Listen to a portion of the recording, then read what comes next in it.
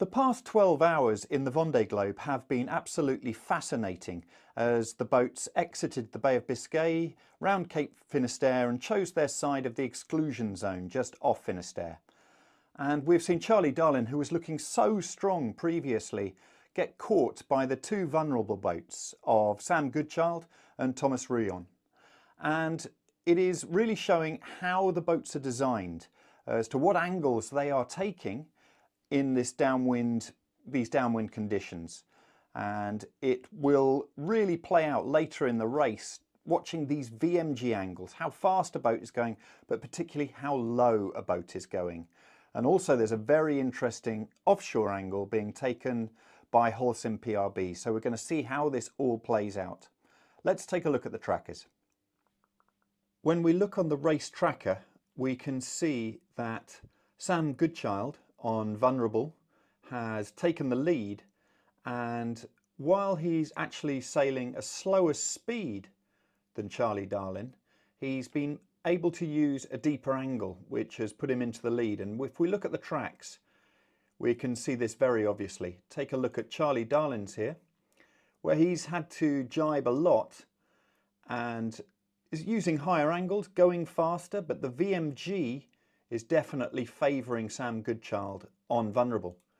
And this would seem to be part of their design, because if you actually look at Thomas Rouillon in third place here, also taking this lower angle, slightly slower than Charlie Darling, but going at a deeper angle.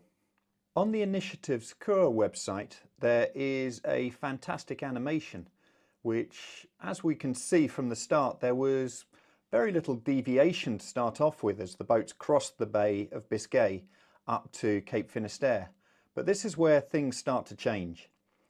And if we go forward, this is 7 in the morning on Tuesday, French time. And you can see the angles here playing out between Charlie Darling and Sam Goodchild. And if we take a look at them both together, we can see how those gains have been made. We have to just scroll back a bit here, because what this Initiative Cur website does is it predicts where they're going to go as well. And so you can end up going beyond what has actually happened. So if we scroll back to the point that we know has happened, and you can see this angle here that Sam Goodchild's taken, and here Charlie Darling, and in third place, vulnerable, third or fourth, depending on which tracker you look at. And that's the other vulnerable boat of Thomas Rouillon.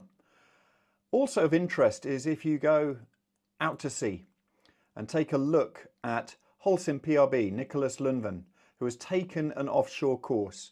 And so let's see how this plays out over the coming 24 hours.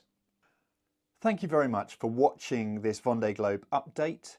If you want to subscribe to our YouTube channel, there is a button just down here with which you can do so, and we'll be bringing you all the latest news on sailworld.com and yachtsandyachting.com. See you soon.